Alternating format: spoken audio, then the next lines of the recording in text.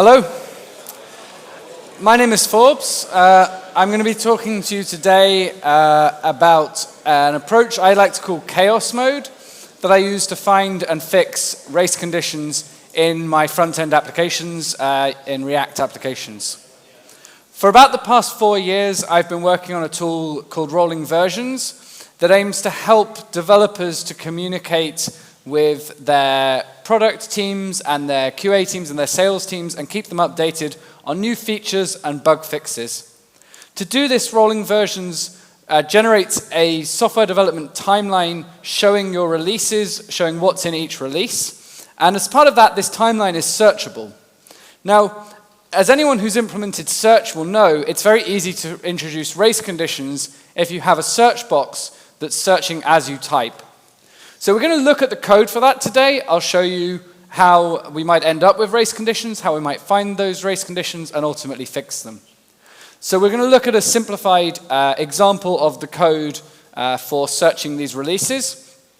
We start with just some basic state to store what is the search query that the user has typed in, and what are the releases that we have found by running that search query. Next, we're going to render the actual UI. Like I say, a bit simplified here. We're just rendering a search box that shows that search query and updates it when the user edits the query. And we're rendering then the resulting list of releases having run that search query. To run the search query, I'm going to start off with the simplest approach I could think of here, which is to say that whenever the search query changes, we'll run this use effect, which gets the results of that search query from the backend, and then sets that as the value of this releases array in our state, so that we're able to render that list of releases. And this appears to work. As long as the server is fast enough, the user types slowly enough, everything appears to work fine. Let's look at what the actual flow is then when a user types a search into this UI. On the right-hand side, we'll show the state of the UI, and on the left here, we're showing the calls and messages and requests between the user interacting with our application on the front end and the front end interacting with the server on our back end. So let's imagine the user types the word hello first into the search query, and we've updated to show hello in the search bar.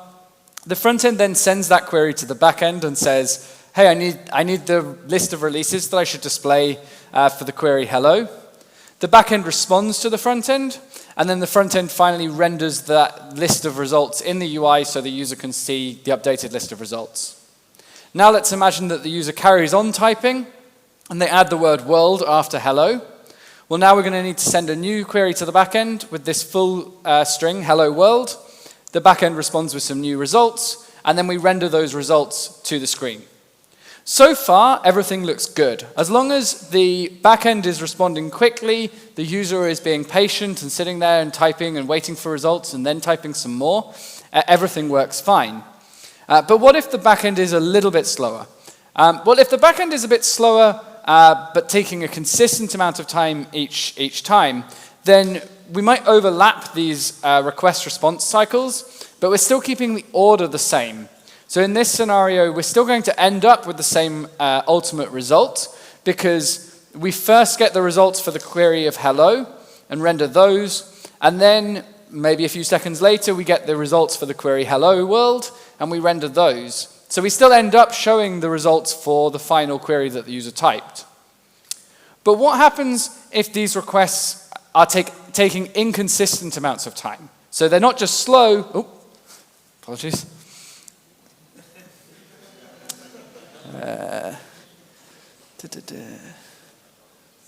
Right, sorry about that. So what happens if these queries are not taking, not just taking a long amount of time, but taking an inconsistent amount of time? It wouldn't be unlikely for the query for hello to actually be slower than the query for hello world. And one reason that might happen is that a shorter query tends to return more results, and therefore actually take longer to run.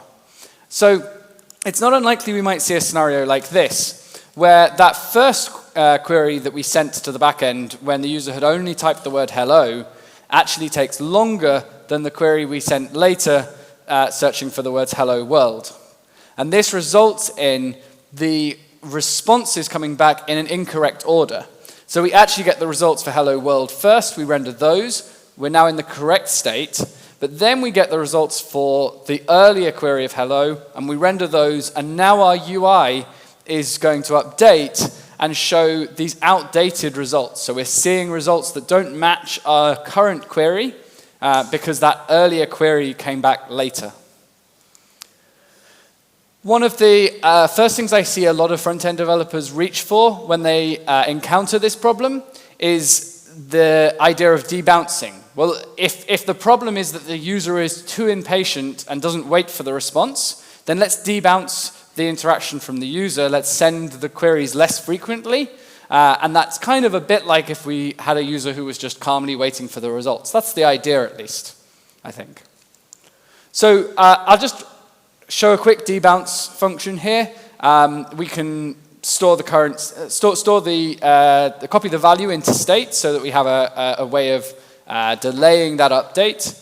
We'll return the value that's been copied into state, and then every time the value changes, we'll wait some amount of time, let's say 500 milliseconds, before updating that state, and we'll return a function to allow React to cancel that update if a newer value comes in. So with this simple function, we have a way of debouncing that state, of taking in the query that's updating every single time the user presses a character, and only actually updating this resulting state if the user pauses for at least a few hundred milliseconds, at which point then we update the query. We can update our code to use this new debounce hook by simply copying the search query into a debounce search query using that hook, and then updating the value that we're using in both our getReleases call and in the dependencies array for useEffect to be this debounced version of the search query. And this does implement the debouncing and definitely helps. It reduces load on the server a whole lot because otherwise the server is getting a query for every single key press. It's definitely worth doing, and it definitely creates, I think, a better user experience. And it might fix our race condition. So let's go back to this case where we're experiencing this race condition. Currently, we're rendering this incorrect, outdated result. Well, if there's less than 500 milliseconds between the user typing the word hello and the user typing the word world, then we won't even send that first query at all. The user will type hello, we'll update the state in the front end, we won't have sent a request to the back end, the user types world, and then we send the query to the back end, and everything's good. This scenario works great. There is no second request, first request, so there's no opportunity for that race condition to occur. But this may not be what happens. This is an ideal scenario. It would be nice if this is what happened. But actually, that gap between typing the word hello and typing the word world may well still be more than 500 milliseconds, in which case we're still going to send two requests. It's going to happen some of the time, because otherwise, why even be searching while typing, right? So in this case, if the gap between the two words being typed by the user is less than our debounce timeout, then all our debounce timeout does is shift everything else down, right? It shifts the requests down, it shifts the responses down, but it doesn't change the order fundamentally. So we still end up in this scenario where the earlier request is overtaken by the later request, and we're rendering this incorrect, outdated list of results. So all we've really done here is make our app a tiny bit slower. So now I do want to get on to how we would fix this race condition. And also I'm conscious that lunch, that I'm the thing standing between you and your lunch, so I don't want to take too much time. But before I do that, I want to talk about chaos mode. And chaos mode is an approach I use to find these race conditions and make them reproducible in a development environment. So often race conditions will be much more common in a server environment, in a production environment, where you might have your users using mobile data, they go for a tunnel on a train and things drop out temporarily. They experience much more variability in response times. Whereas when you're running on your local development machine, maybe you have a database that's only got a few hundred records in it, you have no latency at all between the front end and the back end, and even if you simulate some latency, Maybe you're simulating a consistent, constant amount of latency, and that tends not to introduce the race conditions. So we want some way of simulating the variability in these request and response times and in the time taken on the server. What we want to do is add some random delays into these parts of our process. So to do that, I'm going to look at this get releases function that we're calling. And it might look something like this. Maybe in your application, you're using GraphQL, and these are generated requests using GraphQL. Maybe you're using TRPC or some other sort of RPC type setup, or maybe you're using some sort of REST API like is demonstrated here. But in all of those cases, I think most typical front-end applications that I've seen ultimately end up narrowing all of their requests to the backend through some single function at some point. And if you're not doing so, it's usually a good idea to do that because it gives you a single point to handle things like authentication, if you need to send kind of localization headers to the backend, if you need to handle logging, anything like that. It's useful to have a single function that processes every single request that's going from your front end to your backend. So here's my example of that function. This is as simple as I could make that function just for the purposes of this slide. So you may well have more stuff in here, like I say, around logging and authentication, but ultimately you typically end up with one function somewhere in your code base that is responsible for that process of making requests from the front end to the back end. And here is where we can inject our chaos to create those race conditions and make them happen more frequently on development. So we'll want to introduce some sort of randomized delay before sending the request and after sending the request. So to do that, first of all, I don't want to affect our production users. Like, we're going to end up making the application artificially slower for the purpose of testing. So I don't want this to be on all of the time. I want to be able to test performance locally without having this chaos mode feature enabled. And I certainly don't want my production users to experience this additional delay and potentially additional glitchiness if I haven't yet fixed all of the race conditions. So easiest way to do this, I've found, is to have, if you don't have a feature flag set up already in your application, is just to create a local storage key to enable that chaos mode, and then later we'll be able to just drop into the browser dev tools and enable that flag effectively in our local storage. So this lets us say, are we in chaos mode? If we're in chaos mode, then we want to decide at the very start of each call to the backend, how much artificial delay are we going to introduce? And a good starting point here is to go for a random value between 0 and 2 seconds. And 2 seconds is probably enough that it's way longer than any debouncing you're doing. And so it's probably long enough to introduce some of these artifacts that you might see, that you might see in production. Next up, we're going to split that delay between the delay before and after the request at random. And this will help if we want to catch any race conditions that are caused in part by the fact that our backend might be stateful. So say that we save some record to the database, and then we immediately try and query that record back. By having this delay split between the two, we're more likely to experience those types of race conditions rather than purely these stateless querying race conditions that we're looking at in this example. So having done that, if we're in chaos mode, we simply delay by some number of milliseconds before and after the fetch call. And that should be enough to experience these race conditions much more frequently in development. Next up, we want to enable chaos mode. We can just paste this line into our dev tools once when we're in our development environment, and that will enable chaos mode for us from then on. So now, with chaos mode enabled, we've introduced these delays into each of these request cycles, which will have the effect of shuffling our requests and responses somewhat if we haven't done anything else to prevent these race conditions. So now we're able to reproduce these race conditions. They've gone from something that almost never happens in development mode to something that maybe happens 50% of the time in development mode. So, we only need to test 2 or 3 times to get some confidence that we either have a race condition or have fixed our race conditions. Now it's time to actually make this work. Now it's time to change our code so that it no longer has a race condition. Now the easiest way to do that here is to, so the easiest way to do that is to update our hook. And there's a fairly simple update we can make to our hook so that it no longer exhibits this race condition.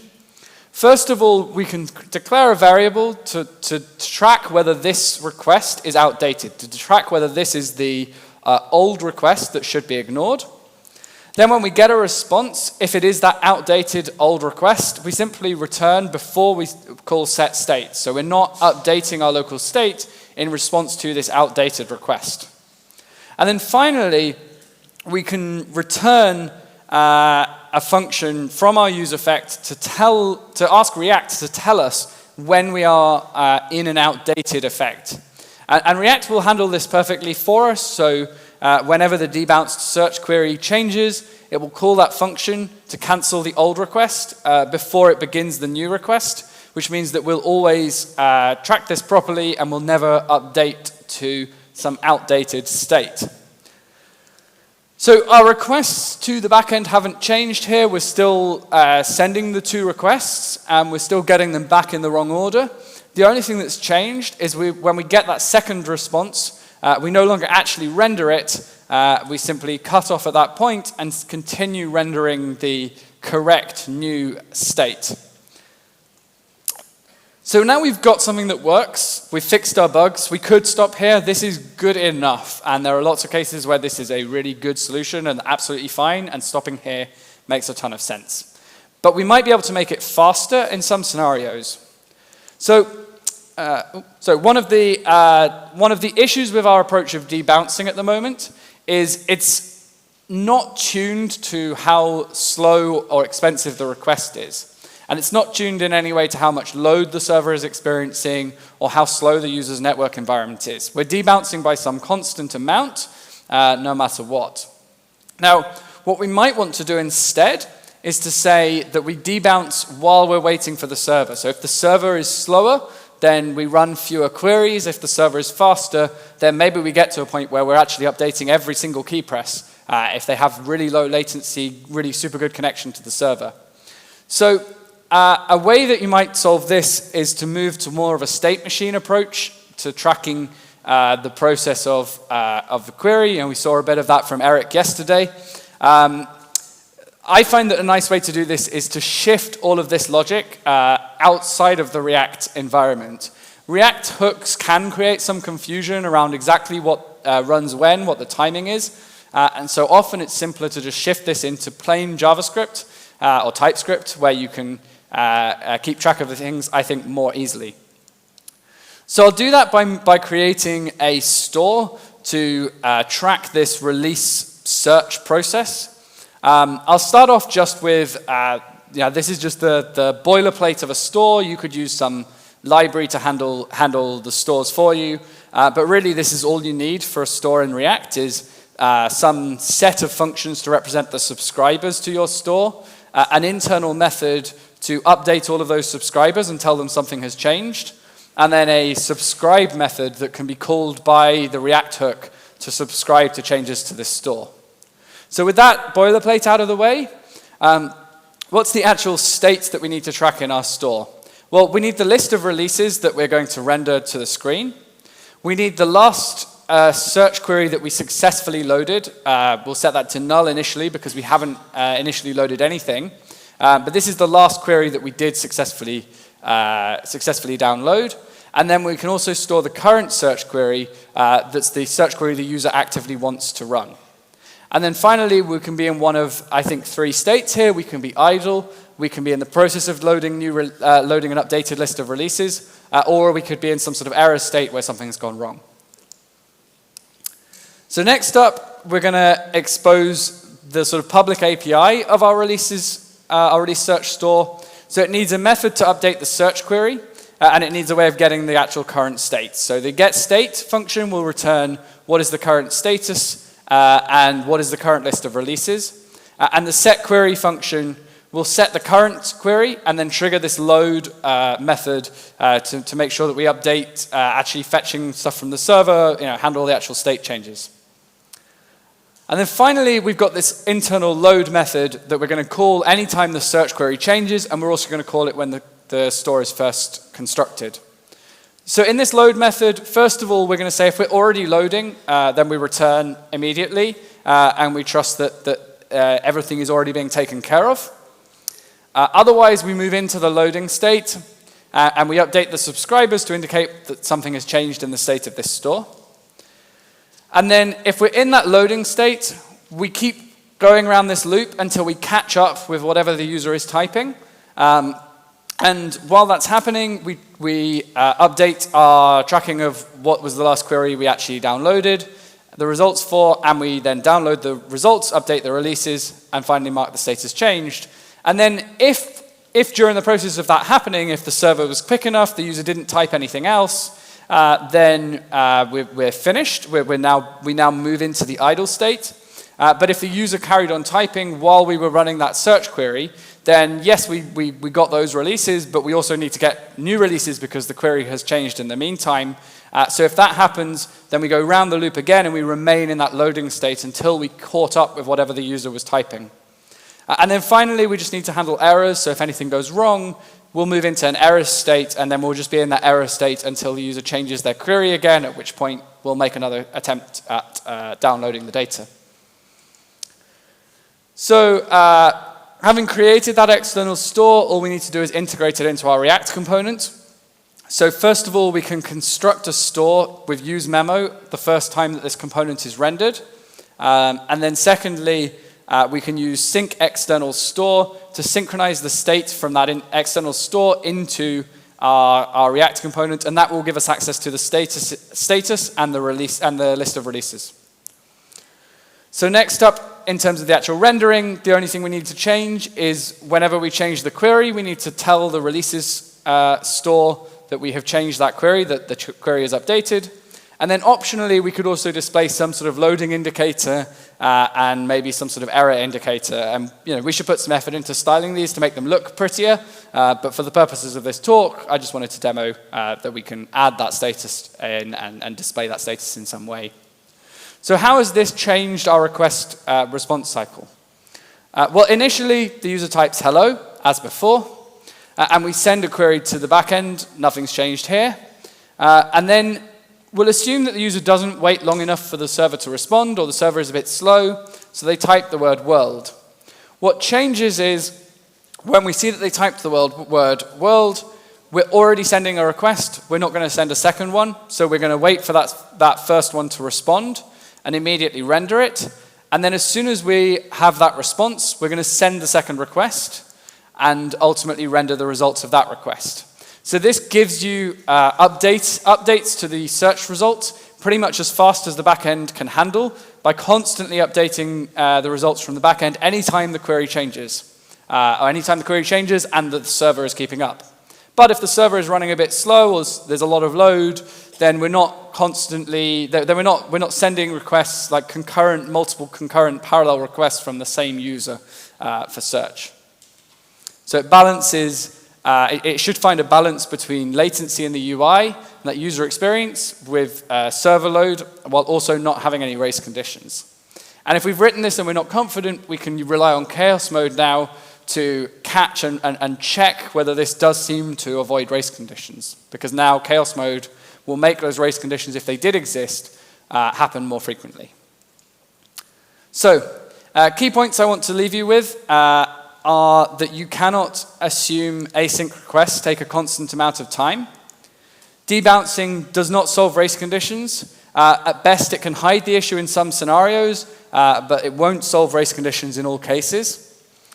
You can use randomized delays to find and fix, to find race conditions in development, and that's what I call chaos mode. And you can also use external stores to handle potential race conditions outside of React, and that makes some of that code easier to test.